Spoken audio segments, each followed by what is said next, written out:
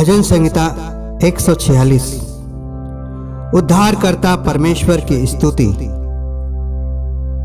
याह की स्तुति करो, हे मेरे मन, यहोवा की स्तुति कर। मैं जीवन भर यहोवा की स्तुति करता रहूंगा। जब तक मैं बना रहूंगा तब तक मैं अपने परमेश्वर का भजन गाता रहूंगा।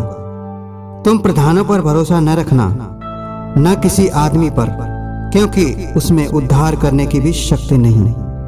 उसका भी प्राण निकलेगा, वह भी मिट्टी में मिल जाएगा। उस दिन उसकी सब कल्पनाएं नष्ट हो जाएंगी।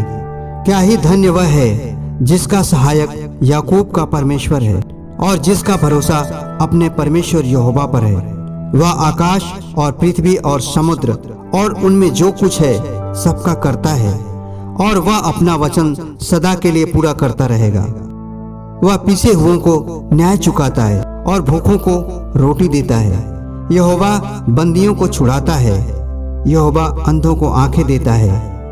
यहोवा झुके हुओं को सीधा खड़ा करता है। यहोवा धर्मियों से प्रेम रखता है। यहोवा परदेशियों की रक्षा करता है और अनाथों और विधवा को तो संभालता है, परंतु दुष्टों के मार्ग को टेढ़ा मेढ़ा करता है। हे सियोन, यहोवा सदा के लिए तेरा परमेश्वर पीढ़ी पीढ़ी राज्य करता रहेगा। याह की स्तुति करो। मत्ती अध्याय 19 वचन 16 से 30। एक मनुष्य यीशु के पास आया और उससे कहा, हे गुरु, मैं कौन सा भला काम करूं कि अनंत जीवन पाऊं? उसने उससे कहा, तू मुझसे भलाई के विषय में क्यों पूछता है? भला तो एक ही है, परंतु यदि तू जीवन में प्रवेश करना चाहता है तो आज्ञाओं को माना कर। उसने उससे कहा, कौन सी आज्ञाएं? यीशु ने कहा, यह कि हत्या न करना, व्यभिचार न करना, चोरी न करना, झूठी गवाही न देना, अपने पिता और माता का आदर करना और अपने पड़ोसी से अपने समान प्रेम रखना। उस जवान ने उससे कहा, इन सबको तो मैंने माना है, अब मुझ में किस बात की घटी है? यीशु ने उससे कहा, यदि तू सिद्ध होना चाहता है तो जा, अपने माल बेचकर कंगालों को दे और तुझे स्वर्ग में धन मिलेगा, और आकर मेरे पीछे हो ले। परंतु वह जवान यह बात सुन उदास होकर चला गया, क्योंकि वह बहुत धनी था। तब यीशु ने अपने चेलों से कहा, मैं तुमसे सच कहता हूँ कि धनवान का स्वर्ग के राज में प्रवेश करना कठिन है। तुमसे फिर कहता हूँ कि परमेश्वर के राज्य में धनवान के प्रवेश करने से ऊंट का सुई के नाके में से निकल जाना सहज है।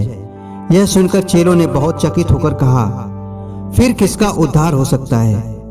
यीशु ने उनकी ओर देखकर कहा, मनुष्यों से तो यह नहीं हो सकता, परंतु परमेश्वर से सब कुछ हो सकता है। इस पर पतरस ने उसे कहा, देख, हम तो सब कुछ छोड़ के तेरे पीछे हो लिए हैं, तो हमें क्या मिलेगा?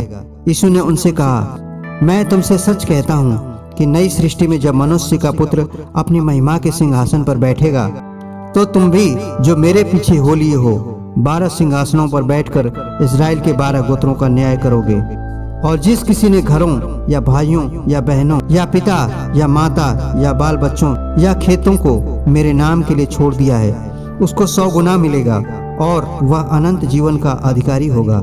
परंतु बहुत से जो पहले हैं पिछले होंगे, और जो पिछले हैं पहले होंगे।